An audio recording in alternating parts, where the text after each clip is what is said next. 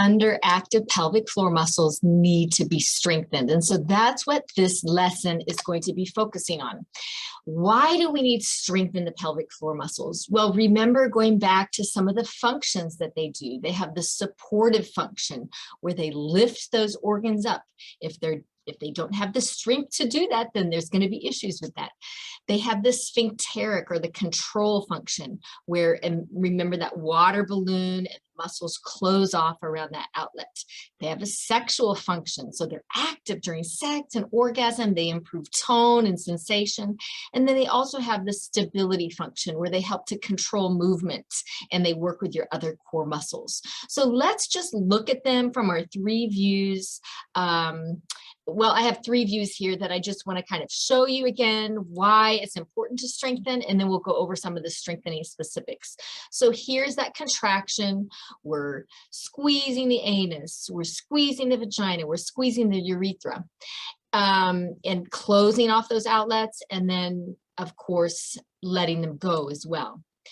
Then here's the view from the side. So this is a side view cut in half. When those pelvic floor muscles activate, the canals close and the organs lift. And then here is a view of the bladder itself. So those, oh dear, wait an hour, sorry. Those pelvic floor muscles, when your bladder is filling, we need those pelvic floor muscles to stay closed, to stay active, to keep that outlet closed. What is the ideal strengthening program? Well, there's a lot of people that have a lot of opinions out there. I am going along the lines of the recommendations of the American Academy of Sports Medicine, and also Dr. Carrie Bow, who has done hundreds of research papers and projects on the pelvic floor muscles and pelvic floor muscle training.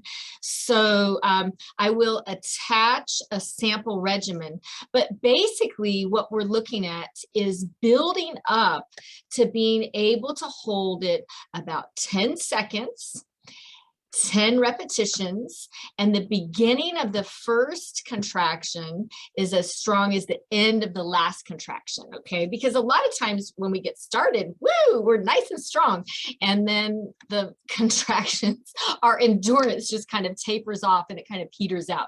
And so doing that, lying down, sitting and standing, so doing that in 3 positions, and then also adding in quick flicks, because you have the different types of muscle fibers. So we want to work the endurance fibers, but we also want to work the quick sprinter fibers that need to quickly contract if you laugh or jump or sneeze or cough. So where do you start?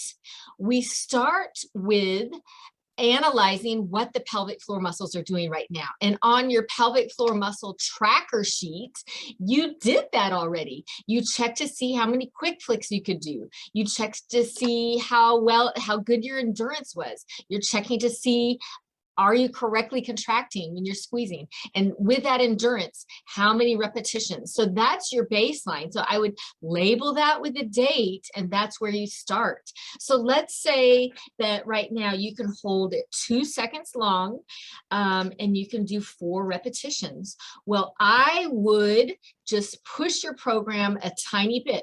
So I would push your program where you're holding it 2 seconds, but we're holding it for doing 6 repetitions, and then 8 repetitions, and then you add on a second. So then we're doing 3 seconds and holding it for 8 repetitions or 10 repetitions.